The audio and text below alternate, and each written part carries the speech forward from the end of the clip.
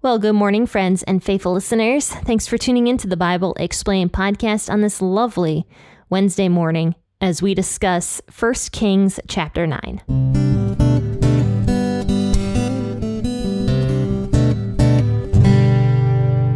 I have been very productive here in the P40 Ministries office. For those of you who don't know, P40 Ministries is the business that supports the Bible Explained podcast. But I've been customizing my keyboard. And now I have some neat looking keycaps on my keyboard.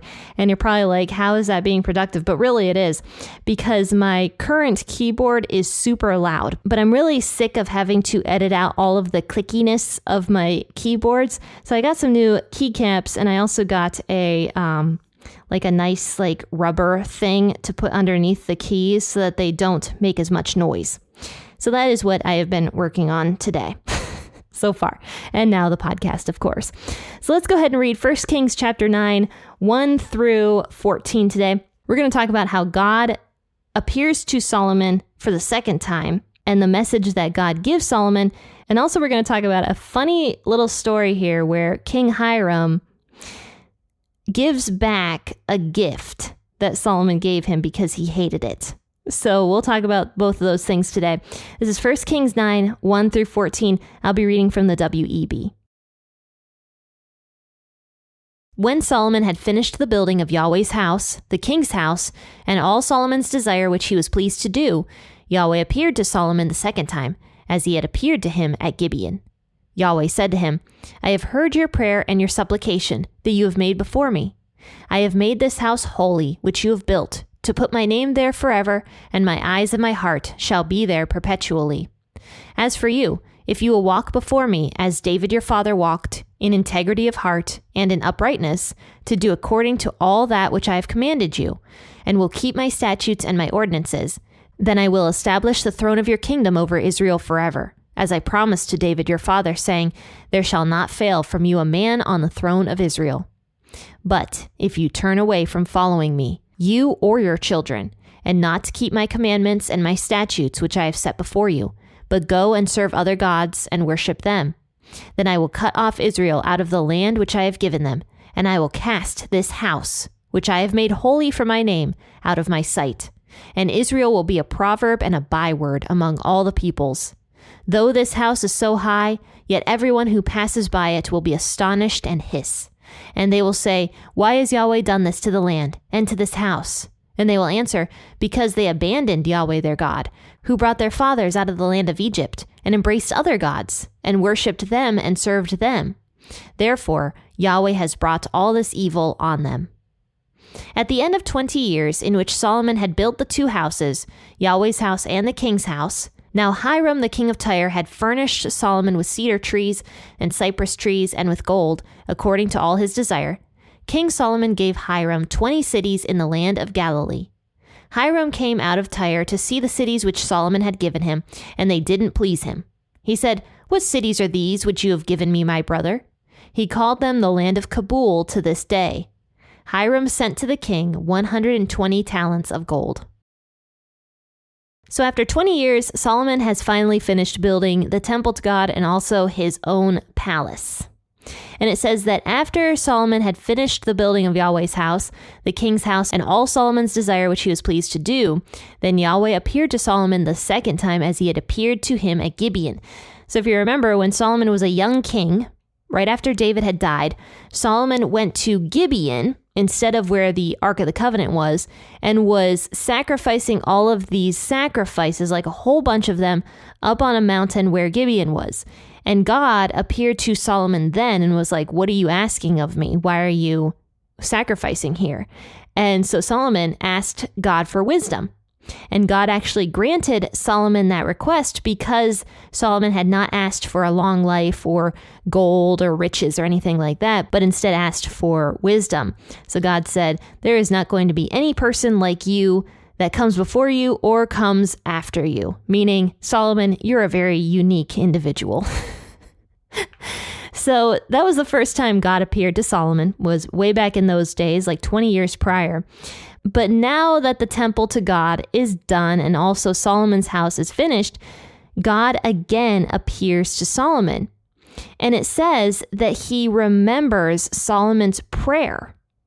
He says, I have heard your prayer and your supplication that you have made before me, and I have made this house holy which you have built, to put my name there forever, and my eyes and my heart shall be there perpetually. And I mean, isn't that the grace of God? Because first and foremost, God had never asked for this temple to be built. Didn't want David to build it in the first place. And even after it was built, when Solomon was in the process of building it, God had actually told Solomon through a prophet that all Solomon had to do if he wanted God to remain in Israel was not build a temple, but just follow his statutes and his laws that he had already made. God says, if you do that, then I will be here in Israel forever. And honestly, God doesn't change. It's been the same story over and over and over from the very beginning. When God first brought the Israelites out of Egypt, what did he tell them? He said, if you follow my commandments that I give you, I will always be with you. That is what he said from the very beginning. And now the story does not change. Surprise, surprise. God again appears to Solomon and he says, if you follow my commandments, I will be with you. But before he does that, he actually says something really, really sweet. He says, I have made this house holy, which you've built, to put my name there forever, and my eyes and my heart shall be there perpetually. Now we know that God had not chosen a specific location for the temple yet.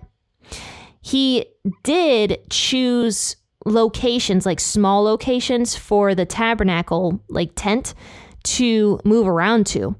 God did choose those, but he hadn't chosen a specific location yet for any temple to be built. But Solomon had chosen the location of Jerusalem to build the temple to God.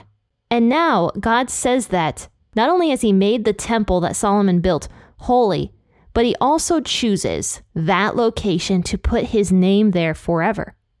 The location of Jerusalem. This is when God chooses the location that he always said he was going to choose.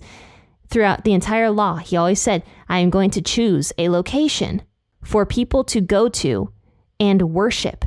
And that location God now chooses is Jerusalem. And it's really interesting because, Solomon was the one who had built the temple in Jerusalem to begin with. And through God's mercy, God says, yes, I will choose Jerusalem and I will choose this temple. I will make this temple that Solomon built holy. And this is even more merciful when you think about how, and at least I think this, how God didn't really want this temple to be built in the first place. And he allowed it to be built because of David's heart and his love for David and his love for Solomon. And they really wanted to build this temple to God, but God had never asked for it. That's my own personal opinion, just to throw that out there. There's nothing specifically in scripture that states that God did not want the temple ever built. But in his love and mercy, God accepted the temple because of his love for David and Solomon and the Israelite people in general. But God knows the hearts of people, and he knows how the Israelites were going to corrupt the temple very shortly down the line. God knew the hearts of the people. And that's why I personally think God didn't specifically want a temple built, but he did want a tabernacle, the tent that was in the wilderness that could be picked up and moved. God did command that, and he did want that, mainly because the tent, the tabernacle, could move around. And it could go to different locations. And think about the size of Israel. Israel is a pretty big country, right? And it was actually, I think, even bigger in the days of Solomon than it is now, land-wise. So having a temple built in one location might be difficult for people at the very south side of Israel or very north part of Israel to travel several days to get to one location in order to worship God. But if a tabernacle could be easily packed up and travel around to different locations, it could maybe visit the north side of Israel, and Israel then could go and worship at where the tabernacle was. And it would just be easier for people to not have to travel long distances to get to a temple. And I think that's one of the reasons why God wanted a tabernacle built and commanded a tabernacle to be built, but didn't command a temple to be built. But now that the temple is built, and it was built in Jerusalem, God accepts the temple. He accepts it, and he even accepts the location of where the temple is at. He accepts Jerusalem as the location that he always told the people he was going to choose. He chooses Jerusalem because that is now where the temple is. And as we know, Jerusalem is going to come back up throughout all of the Bible. Jerusalem is a very central location for the scriptures. And even at the very end of everything, when God finally comes back the second time and he makes a new heaven and a new earth, it actually says that he is going to make a city called the New Jerusalem. And it's going to come out of the sky.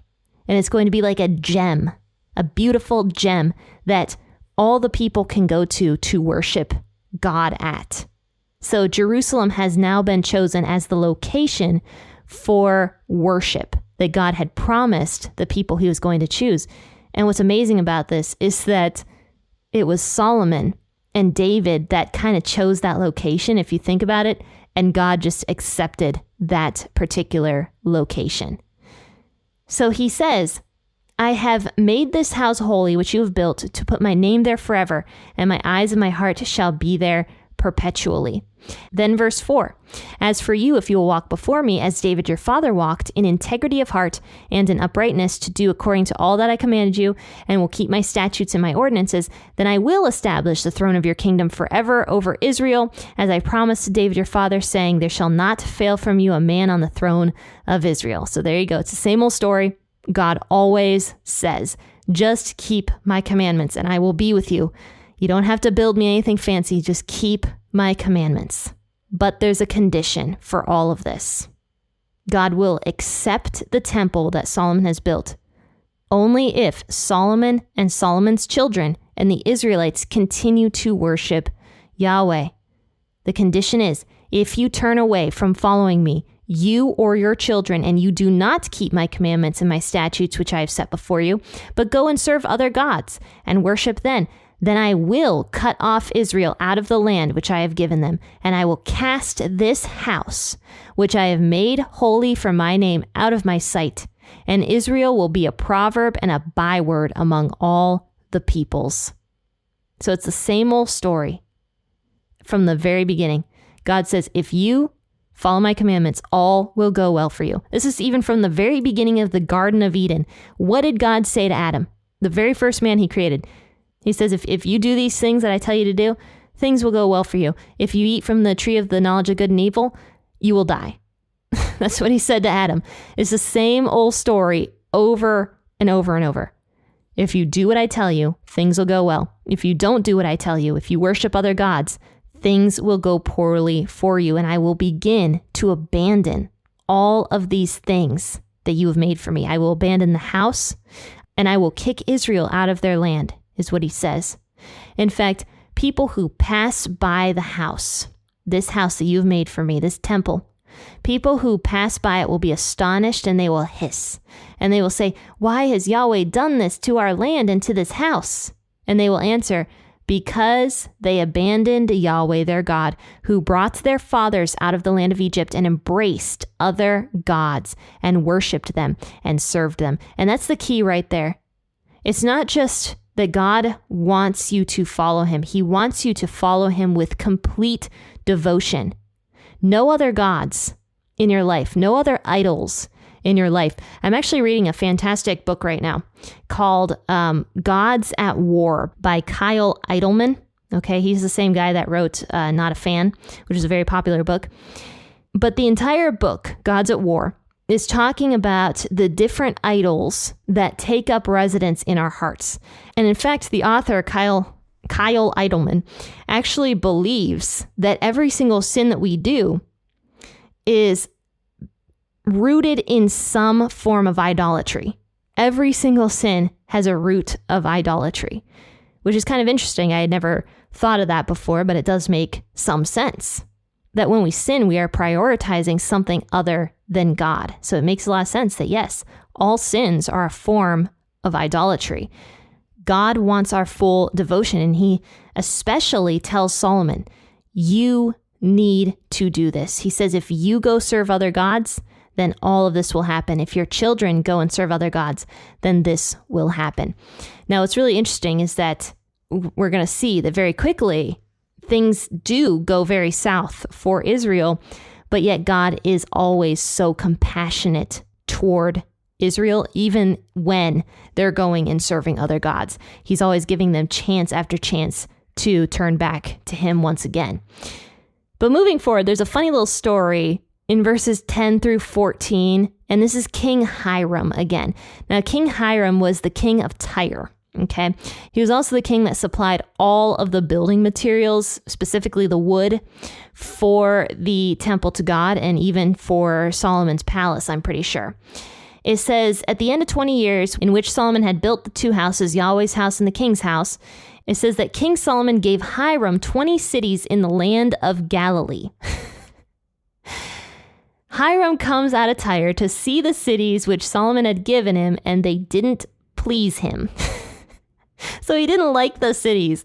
He's in these 20 cities that Solomon gave him. He's looking at him and he's just like, why did you give these to me? In verse 13, he's like, what have you given to me, my brother?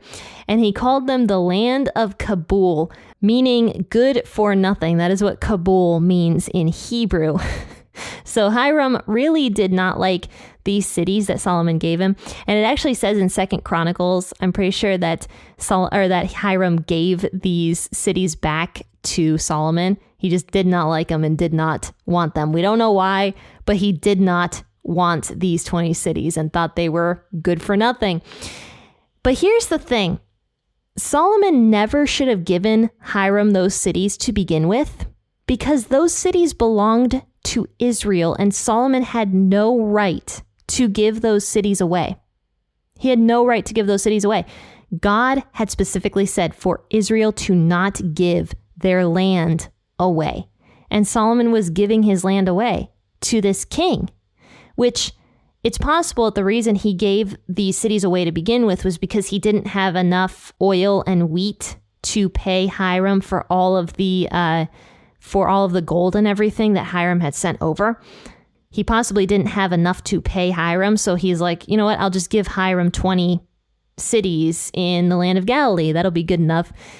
But good thing Hiram gave those cities back and didn't like them, quite honestly, because Hiram was a foreign king. He possibly had other gods that weren't Yahweh, and he had no right to any land of Israel. And I think it was God possibly protecting Israelites' land when Solomon had made such a stupid mistake as to give that land away from the beginning.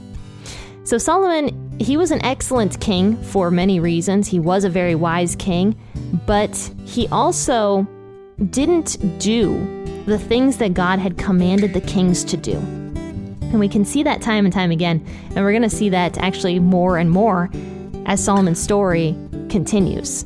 That even though he was very wise, he didn't have a heart for Yahweh.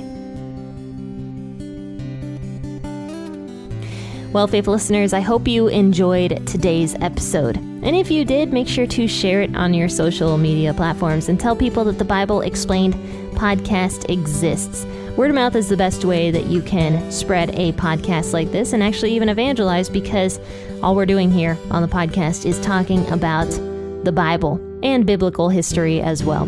But faithful listeners, have a fantastic and wonderful rest of your day. I'll see you guys tomorrow, 6 a.m. or whenever you choose to wake up, for an episode from 1 Corinthians. Happy listening, and God bless.